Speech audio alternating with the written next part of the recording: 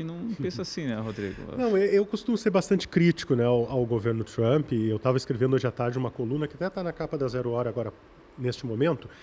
Por que eu acho que sou mais pessimista? Porque eu já comentei em alguns dos nossos programas aqui que eu vejo um cenário muito parecido com o que nós vivemos na humanidade nos anos 30. O final dos anos 30 ali, com a ascensão de radicalismos, seja de esquerda ou de direita, com essas esferas de poder que o professor Guilherme coloca, porque, traduzindo, né, para o nosso público, significa esferas de poder um mundo dividido em potências. Então, nós temos, de um lado, Estados Unidos, no outro, Rússia, no outro, China. Potências que buscam exercer influência na sua zona, no seu campinho, no seu quintal. E os Estados Unidos estão exercendo, está muito claro, na National Security Strategy do governo Trump, lançada em dezembro, que os Estados Unidos veem a América para os americanos. Não os americanos, nós, moradores deste continente. Não, os americanos, os habitantes dos Estados Unidos. A China vê a sua zona de influência como o Mar do Sul da China e vê Taiwan como parte do seu território. E a Rússia vê o leste europeu, ali, a antiga área de influência da União Soviética, como parte do seu território. Então, a gente tem 3 zonas de influência e em que, muitas vezes, e aí por isso que a Groenlândia não é só sobre a Groenlândia, ou não é só sobre um ataque na Venezuela. Quando a gente teve a Segunda Guerra Mundial, por exemplo, cujo primeiro ato foi a invasão da Polônia pela Alemanha nazista em 1939, aquilo ali foi apenas um estopim. Havia todo um caldo social já pronto para que houvesse uma guerra. E ninguém diz, estamos numa Segunda Guerra Mundial. Isso vem em retrospecto. É depois que alguém, historiadores, pesquisadores, analistas, dizem, isso foi uma conjunção de fatores ou um grupo de pequenas guerras que geraram um conflito de proporções globais. Essa nomenclatura Segunda Guerra Mundial veio só depois. Sim. Não foi? Não. Estamos na Segunda Guerra Mundial. Por exemplo, o Japão invadiu a China, por exemplo, lá um pouco antes de o eixo se formar, né? Aí nós tínhamos a Alemanha invadindo a Polônia, a Itália na Etiópia e tomando ali a sua zona de influência no mar Mediterrâneo. Em algum momento eles se olharam, assim, essas potências, e temos alguma coisa em comum. E formou-se o eixo, 41, se não me engano.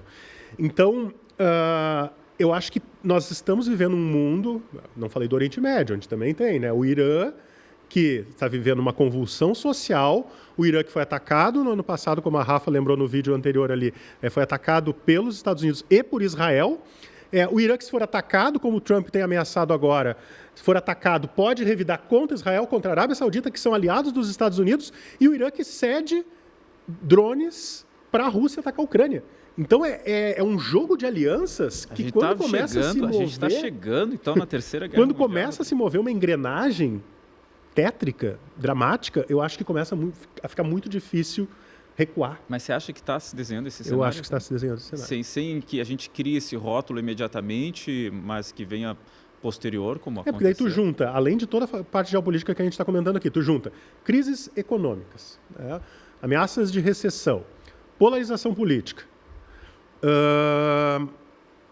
e radicalismos. E os confrontos efetivamente acontecendo. E os confrontos acontecendo. Eu acho que, em algum momento, tomara que não, tomara que eu esteja errado, tomara que eu esteja sendo excessivamente pessimista, mas eu acho que em algum momento pode levar um jogo de alianças que nós vamos chegar num momento e vai dizer, olha, existe um conflito em proporções globais. E para que seja uma Terceira Guerra Mundial, não é necessário que todos os países estejam envolvidos numa guerra, né? Basta que as potências estejam envolvidas. Acha isso, Guilherme? Eu vou pegar o gancho do Rodrigo, a parte geopolítica, mas aí depois eu quero também entrar em questões internas, que daí a minha posição não é de atenuar tanto o papel de Trump. Mas do ponto de vista geopolítico, a minha leitura mais macro, ela tira um pouco da importância do protagonismo do Trump nesses processos. Mas o Rodrigo tocou em pontos muito importantes. Quando ele chegou aqui, eu já perguntei se ele estava com as malas prontas para ir para a Groenlândia. Né? Tá, Rodrigo? Não, ainda não. Olha, recém cheguei na Venezuela, né? Não dá para dar um descanso, né? O mundo não permite, né? Exatamente. Vamos tentar contextualizar, fazer o nosso espectador entender o porquê de tudo isso. Por que a Venezuela? Por que a Groenlândia? O Rodrigo já lançou as bases, né?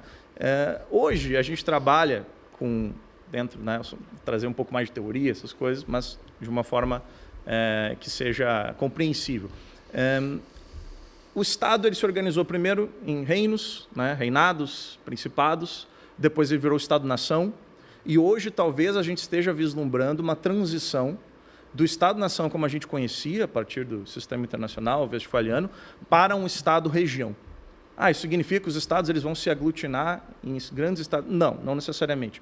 Mas eles estão construindo zonas de influência regionais que fazem com que uma matriz civilizacional, por exemplo, a matriz civilizacional ocidental na Europa e nos Estados Unidos, a matriz civilizacional oriental, chinesa, confuciana, se organize de uma forma a exercer influência, aglutinar essa região. Isso tem base civilizatória. Rodrigo mencionou a Estratégia de Segurança Nacional dos Estados Unidos.